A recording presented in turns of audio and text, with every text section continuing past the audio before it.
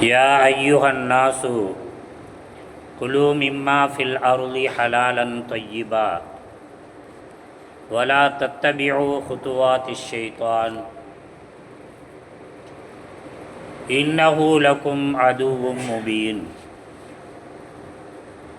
விரட்டப்பட்ட ஷைத்தானின் தீங்கிலிருந்து அல்லாஹ்விடம் பாதுகாவல் தேடுகிறேன். அளவற்ற அருளாளனும் நிகரற்ற கருணையாளனுமாகிய எல்லாமல்ல யஹனாம் அல்லாஹுடைய திருப்பெயர் கொண்டு ஆரம்பம் செய்கிறேன். மனிதர்களே,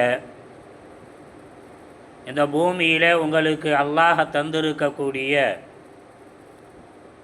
அனுமதிக்கப்பட்ட பயன்பாட்டை மட்டுமே நீங்கள் பயன்படுத்துங்கள், உண்ணுங்கள், பருகுங்கள். ஷைத்தானுடைய அடிச்சுவடுகளை நீங்கள் பின்பற்றாதிருங்கள்.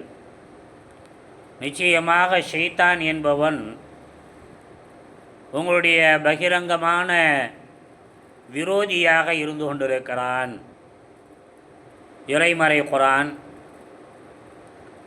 சூரத்துல் பக்ரா 2வது அத்தியாயத்தினுடைய 168வது வசனம் இங்கே ஓதி காட்டப்பட்டு அதனுடைய பொருளும் செய்விக்கப்பட்டது. மேற்கண்ட வசனத்தின் வாயிலாக அல்லாஹுக்கு சுப்ஹானஹு வ தஆலா 3 விதமான கட்டளைகளை, விழிப்புணர்வு செய்தியை, எச்சரிக்கை ஊட்டலை வல்லவன் அல்லாஹுக்கு சுப்ஹானஹு வ தஆலா நமக்கு வழங்கி தருகின்றான். முதலாவது, இந்த பூமியில் வல்லவன் அல்லாஹுக்கு சுப்ஹானஹு வ தஆலா எண்ணற்ற பொருட்களை, விஷயங்களை, நடைமுறைகளை, பண்பாடுகளை நமக்கு தந்திருக்கிறான். இவை அனைத்திலுமே ஆகுமாக்கப்பட்டவை, தடை செய்யப்பட்டவை என்று சொல்லக்கூடிய 2 நிலைப்பாடுகளை வல்லவன் அல்லாஹுக்கு சுப்ஹானஹு வ தஆலா வரம்புகளாக இட்டு தந்திருக்கிறான். அந்த வரம்புகளை பேணி உண்ண வேண்டும், அப்படி பருக வேண்டும், அப்படி பயன்படுத்த வேண்டும்.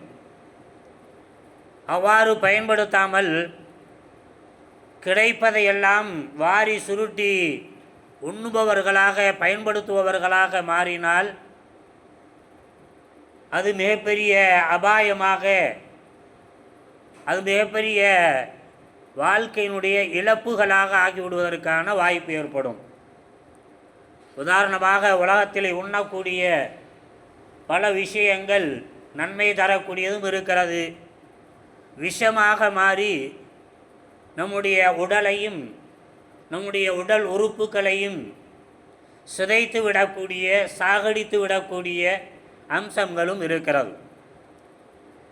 ஆக நல்ல விஷயங்களை தேர்ந்தெடுத்து உண்ணுவதும் பயன்படுத்துவதும், தீயவற்றை ஒதுக்கி வைத்துவிட்டு அதனை பயன்பாட்டிலிருந்து களைந்து விடுவதும் நம்முடைய வாழ்க்கை வளமாக இருப்பதற்கு, ஆரோக்கியமாக இருப்பதற்கு, நீண்ட நெடிய காலங்கள் வாழ்வதற்கு ஒரு முக்கியமான அம்சமாகும். இரண்டாவதாக, ஹலாலன் தொய்யிபா, வல்லவன் அல்லாஹுக்கு சுப்ஹானஹு வ தஆலா ஹலால் என்று சொல்லக்கூடிய மரபை நமக்கு தந்திருக்கிறான். இது முழுக்க முழுக்க மோமீன்கள் பின்பற்றக்கூடிய ஒன்று.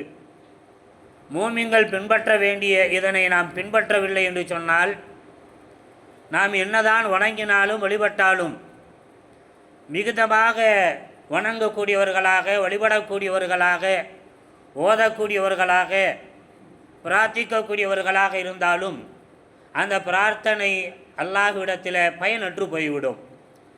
அல்லாஹுடைய தூதர் ஸல்லல்லாஹு அலைஹி வஸல்லம் சொல்லுவாங்க, ஒரு நபர் பயணம் என்று சொல்லுகிறார்.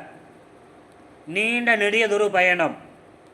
அந்த பயணம் எதற்காக என்று சொன்னால், தன்னுடைய சிரமங்களை போக்குவதற்கு, தன்னுடைய கஷ்டங்களை எல்லாம் நீக்கிக் கொள்வதற்காக வேண்டி பயணப்பட்டு ஹஜ்ஜை மேற்கொள்கிறார். அவருடைய பயணத்தின் ஊடாக செல்லக்கூடிய நிலையில் வெயிலிலும் மழையிலும் அதேபோன்று உஷ்ணத்திலும் பயணப்பட்டு வேர்வைகள் ஊற்றெடுத்து அவருடைய உடல் ஊற்றெடுத்து அவருடைய உடைகளெல்லாம் நனைந்து காற்றினால் தூசிகளால் அந்த உடைகளெல்லாம் மிகைக்கப்பட்டு அழுக்கடைந்த நிலையில் காபத்துல்லாவை சென்று அடைகிறார். காபத்துல்லாவுடைய திரைச்சீலை பிடித்து கொண்டு யா அல்லாஹ் என்று அல்லாஹ்விடத்தில் அழுது புலம்பி தன்னுடைய சிரமங்களை போக்குவதற்கும் தன்னுடைய கஷ்டங்கள் நீக்கப்படுவதற்கும் அல்லாஹ்விடத்தில் அழுது புலம்புகிறார், கண்ணீரை வடிக்குகிறார். அல்லாஹுடைய தூதர் ஸல்லல்லாஹு அலைஹி வஸல்லம் சொல்லுவாங்க, எப்படி அவனுடைய பிரார்த்தனை அல்லாஹ்விடத்தில் அங்கீகரிக்கப்படும்? எப்படி அவனுடைய பிரார்த்தனை அல்லாஹ்விடத்தில் அங்கீகரிக்கப்படும்? அவன் உண்டு கொளுத்திருக்கக்கூடிய உடலோ ஹராமினுடைய உணவாக, அவன் உடுத்தியிருக்கக்கூடிய உடையோ ஹராமின் வாயிலாக தருவிக்கப்பட்ட உடையாக இருக்கின்ற போது எப்படி அது அங்கீகரிக்கப்படும் என்று அல்லாஹுடைய தூதர் ஸல்லல்லாஹு அலைஹி வஸல்லம் அவர்கள் உதாரணத்தோடு சொல்லி காட்டி, நாம் வணங்கக்கூடிய வணக்க வழிபாடுகள் ஹராமான உணவின் மூலமாக நம்முடைய உடலை வளர்த்திருப்போம் என்று சொன்னால், கொழுக்க செய்திருப்போம் என்று சொன்னால், வளப்படுத்தியிருப்போம் என்று சொன்னால், அதனின் மூலமாக அல்லாஹ்விடத்தில் நாம் வணங்கக்கூடிய வணக்கங்கள் தாஜு தொழுது இருக்கலாம், மணிக்கணக்கில் தொழுது இருக்கலாம், 5 நேரம் போக எண்ணற்ற ரகாத்துகளை நாம் தொழுது இருக்கலாம், கால் வீங்க தொழுது இருக்கலாம். இப்படி எப்படிப்பட்ட நிலையிலே நாம் வணக்கங்களை மேற்கொண்டிருந்தாலும் நிச்சயமாக ஹலாலை பேணவில்லை என்று சொன்னால் நம்முடைய ஒட்டுமொத்த வணக்கங்களும் அடியோடு அது குப்பை சரக்காக ஆகிவிடக்கூடிய, உலகத்தில் கூட குப்பை சரக்கு என்ன செய்யும்? ஏதாவது உள்ள பயன்படும், குப்பை உரத்துக்காவது பயன்படும். ஆனால் நாளை மறுமை நாளில் ஹராமை விட்டொழிக்காது நாம் செய்திருக்கக்கூடிய வணக்க வழிபாடுகள் என்ன செய்யப்படுமா? கரி துணியை தூக்கி குப்பையிலே நாம் வீசி எறிவதை போன்று அல்லாஹுக்கு சுப்ஹானஹு வ தஆலா முகத்திலே வீசி எறிந்து விடுவார் என்பதாக அல்லாஹுடைய தூதர் ஸல்லல்லாஹு அலைஹி வஸல்லம் அவர்கள் சொல்லி காட்டுகிறார்கள் என்று சொன்னால், எந்த அளவுக்கு ஷைத்தான் இங்கே மிக கவனிக்கப்பட வேண்டியவன் என்று சொன்னால், இன்னஹு லகும் அதுவ்வும் முபீன், பகிரங்கமான விரோதியாக அல்லாஹுவால் அடையாளப்படுத்தப்பட்டிருக்கிறான் என்பதை மேற்கண்ட வசனம் நமக்கு அடையாளப்படுத்துகிறது.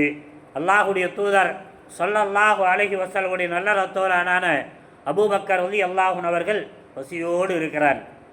பசியோடு கொலபசி. இந்த நிலையில் அவருடைய அடிமையாக இருக்கக்கூடியவர் உணவை கொண்டு வந்து தருகிறார். பசியில் வாங்கினவுடனே என்ன செஞ்சிட்டாரு? சாப்பிட்டார். சாப்பிட்ட பின்னாடி தான் இந்த உணவு எப்படி வந்துச்சுன்னு விசாரிக்கிறார். நான் இஸ்லாத்தை தழுவதற்கு முன்பாக ஒரு குடும்பத்திற்கு குறிபார்த்து சொல்லியிருந்தேன், அது நிறைவேற்றி விட்டிருந்தது. அதற்கான கூலியை இன்றைக்கு தந்தார்கள், ஆனால் நீங்கள் பசியோடு இருப்பதனால் கொண்டு வந்து தந்தேன் என்று சொன்னவுடன் கையை வாயிலே இட்டு தொண்டை வரை செலுத்தி வாந்தி எடுத்தார்கள் என்று சொல்லக்கூடிய அந்த செய்தியை பதிவு செய்துவிட்டு சொல்லப்படும், ஹலாலான விஷயம்தான் உண்ண வேண்டும் என்று சொல்லக்கூடிய வரம்பை அல்லாஹுடைய தூதர் ஸல்லல்லாஹு அலைஹி வஸல்லம் அவர்கள் இறைமறை குர்ஆனின் வாயிலாக நமக்கு தந்திருப்பதை நீ அறியவில்லையா என்று கணிந்துவிட்டு வாந்தி எடுத்தார்கள் என்று சொன்னால், ஆக சஹாபா பெருமக்களும் அதனை சரியான முறையில் பேணி இருக்கிறார்கள். அதுபோலவே நம்முடைய வாழ்க்கையிலும் நம்முடைய உண்ணக்கூடிய பயன்படுத்தக்கூடிய எல்லாவற்றையும் ஹராமான நிலையை தவிர்த்து ஹலாலானதாக ஆக்கிக் கொள்வதன் மூலமாக ஷைத்தானை நம்முடைய பகிரங்கமாக எதிரியாகவே எடுத்துக்கொள்வதன் மூலமாக அல்லாஹ்வை நண்பனாக நம்முடைய அருளுக்குரியவனாக ஆக்குவதற்கு முயற்சிப்போமாக. வல்லவன் அல்லாஹுக்கு